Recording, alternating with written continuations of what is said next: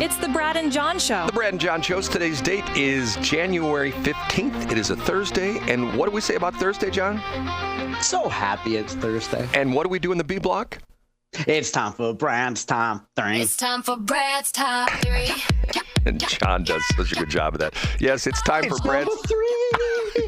It's time for Brad's Top Okay, now we do number 3. It's number 3. Okay, interesting article. I've been keeping up on this because I am a Vegas fan. I love Las Vegas. Matter of fact, not as much as I used to, but I love Las Vegas. Las Vegas is having a real serious problem. Do you know about this, John? Because of a lack of tourism right now. For folks who don't know, Brad loves Vegas so much because he's a chronic gambler and drinker. Those are two things that you do daily, don't you? You know, I've been to Vegas many times where I've never touched a drop of alcohol, and I've never put any money into any slot machines or anything like that.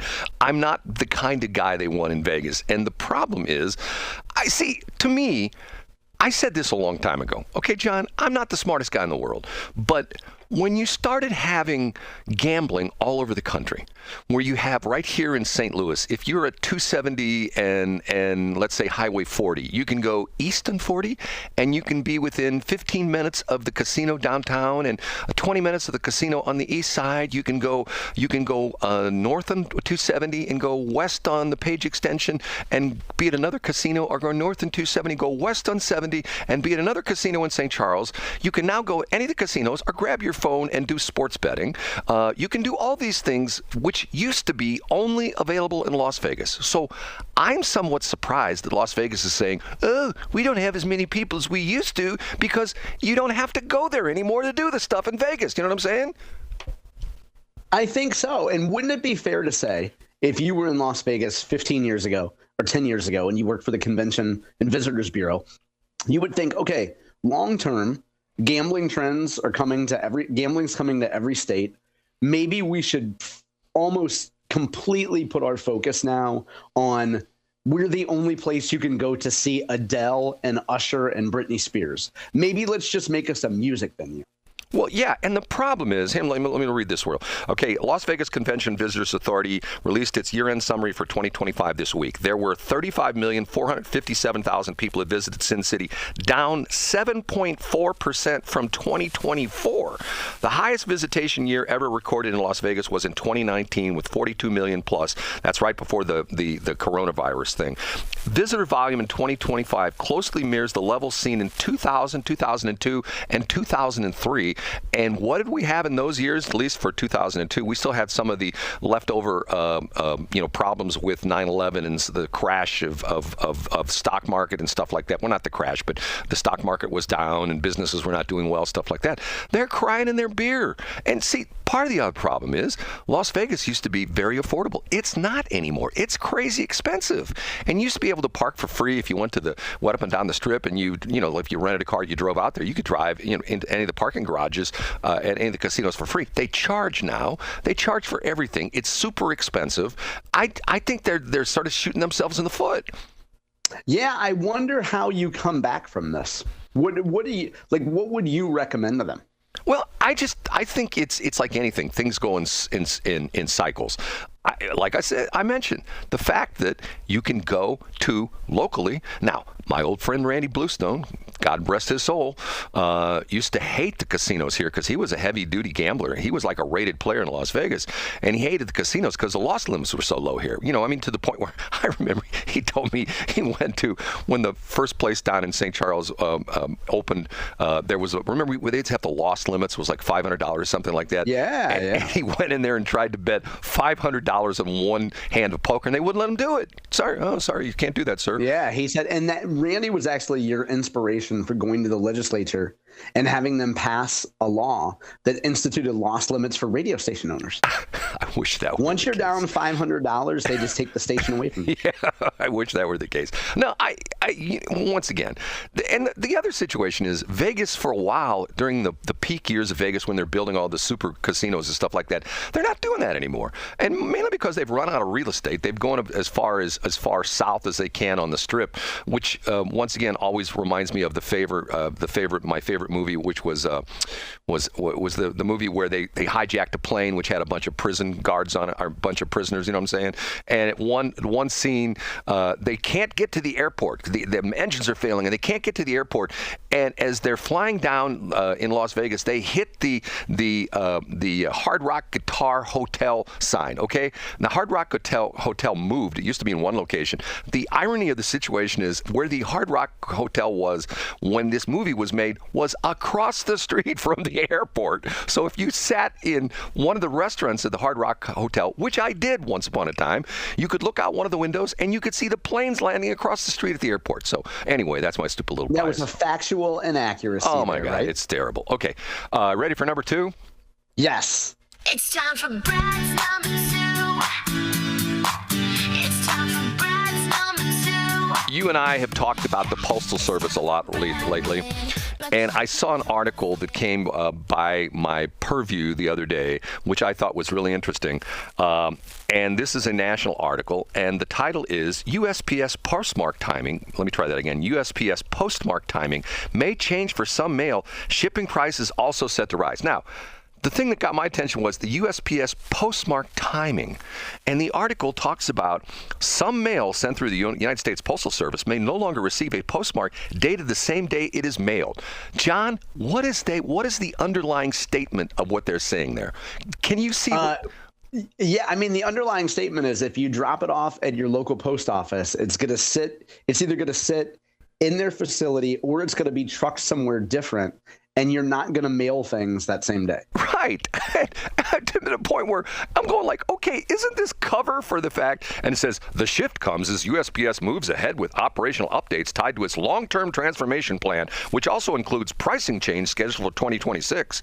And get this, here's the official statement. I think we'll read this. Here's the official statement. This is Martha Johnson, a USPS spokesperson. John, you're familiar with spokespeople. You used to be one, right? Okay. That's correct. What did she say? I hope it's high-minded language. It's like a whole paragraph. Here we go. It does not signal a change in postmarking procedures with regard to how or what we postmark, but is instead intended to improve public understanding of the information postmarks convey, which in the course of operations, they are typically applied and their relationship to the date of mailing. John, what the hell did she say? No idea, but I guarantee you that this woman wrote a draft of it and sent it to legal, and legal sent it back with all this mumbo jumbo. And this poor woman said, I can't have my name on this. And they said in government lawyer talk, you will because it abides by statute number. And then she said, okay. Now, get this. She goes on to say, quote, customers who wish to obtain a postmark aligning with the date of mailing may request a manual local postmark at retail locations. So you can go to the post office. And I've seen this done before. Matter of fact, it happened just a couple weeks ago. I was in the post office before the end of the year, and people were mailing their personal property tax and their real estate tax statement or payments in. To get it postmarked by December 31st, right? Right. And they walked up to the counter, had to stand in line too, and say, can you postmark this? And the guy got his stamp, blonk, blonk, and then hand it back. Oh, no, they actually took it. They put it in the mail. So here we go once again. Is this a classic example of lowering expectations, John? Would you say that? Yeah, I think so. And I've been thinking a lot lately of the fact that I have two friends who I know for a fact mailed me Christmas cards that I haven't received. And I wonder if you're at the post office, I find it hard to believe that at post offices, let's just say in the metro area, there's no postal employee who's running behind and sees a bunch of Christmas cards and just throws them away. Like, I don't think my neighbors got the Christmas cards that were sent to me. I imagine USPS at some point just dumped the mail and said, we're so far behind, and most of this is Christmas mail and junk mail, so let's forget it. You know, the sad part of this is in the St. Louis area, especially if you were in the 631 series of zip codes, which essentially is like the inner circle. The 631 would be all of downtown, all of North City, West County up until like 270, I believe, and in South County, if that 631 area. It used to be that if you mailed a first-class letter, it would be there the next day. And that was pretty much the standard. And now it's to the point where I told you I've mailed stuff to people that I know, that a week later it shows up. Matter of fact, can I ever tell you this story? At my office back, and this is an honest God true story. This is going back like maybe 25 years. At our office, this is maybe even longer when I was doing my traffic network. One day I got a big bundle of mail in the mail that was like, in my mailbox that was like, had a big rubber band around it. And it was mail that was 20 years old. And it was to the previous owner of the building we were in. And it was like letter after letter after letter. I go, what the hell did this come from? Was this in some postman's house or something like that? Some guy, remember you hear these stories of the postman who don't want to deliver the mail and they'd take it home and throw it in their basement or something like that? It's like Newman on Seinfeld. Right. Okay, ready for number one? Yeah, give it to us, Brad. Okay, this is a good one. And now, big finish, Brad's number one. We're going to call it, at least I'm going to call it Crystal. CRSTL. Would you say that would be good? Crystal? Sounds good? CRSTL? Yeah, that sounds good. What's that stand for? Former KDHX volunteers launch Community Radio St. Louis as internet station with FM plans. They're going to do this on the 1st of February, and they're in an old church, 3460 Jameson Avenue in South City. Have you ever been on Jameson Avenue, John? You know Jameson in South City? You know what I'm talking about? It sounds disgusting. Where is it? It's actually a nice street. It's super wide, which sort of reminds me, like, how in the world did they do this? This is like one of the old city streets. It is. Where is it? Like if we're driving down 40 east, how would you get there? Well, it's sort of complicated because you have to go down. If you go 40 east or west, you get off of McCausland. You go down south to McCausland. I can't remember the street. You cross over, and what you do is there's a bridge that takes you over the railroad viaducts. And when you get on the other side of the railroad viaducts, that's where Jameson starts, and it goes south from there. And what's interesting about it is it's 4 lanes with parking on each side and a center turn lane. So it's essentially like 7 lanes wide. Wow. Holy cow. I distracted us. So they're going to be on Jameson. What are their plans? It says volunteer Jane Ponzi. I wonder if she's got a scheme up her throat. She has lots of schemes. Right. Jane Ponzi said the group has set up 2 studios there and rented space ahead of the launch of its scheduled 24/7 programming at CRSTL-.FM. A mobile app is being developed. An entity tied to Jeff Scally, I don't know who he is, owns the former church. Now, here's the interesting part of this thing. I have a little inside information, and I have a inside source that tells me that they are going to have an FM station. And wow, so it's already in the works. Yes, and ironically, not to spill the beans, but people can connect the dots here. The call letters for the new station will be KDHX.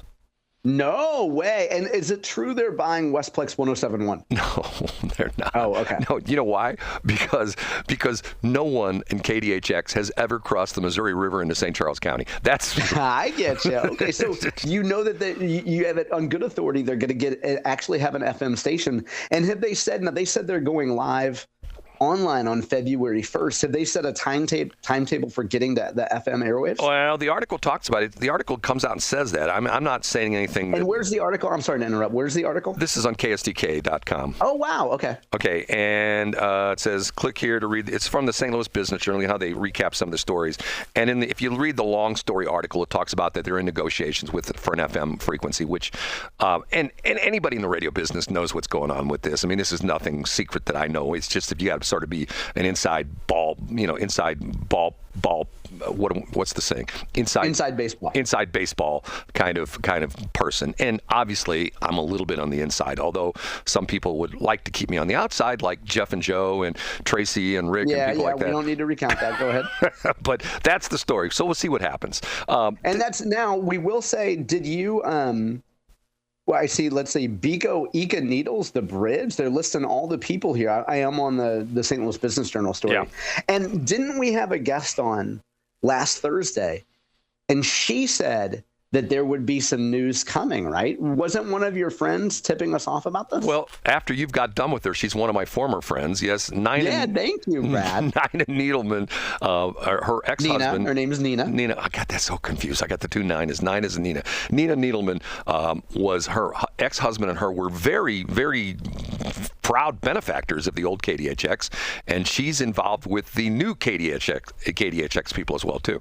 And it wouldn't surprise me if she's putting some money behind it, because she's very passionate about that kind of stuff, very much community involvement, stuff like that. And the whole crazy weird story with the KDHX thing is here. I'm going to say that, you know what? We're going Here we go again, Brad. Are you going to say here we go again? Okay. In C Block, the first thing we're going to talk about is my concern for St. Louis Public Radio. Okay? Can I just say that right now? And absolutely. And don't forget that time that you were flying over Emerson and you got shot at by the CEO of Emerson. No. Chuck Knight took shots at Chuck Knight, yeah. He shot at us with a SAM. Okay, we're going to be right back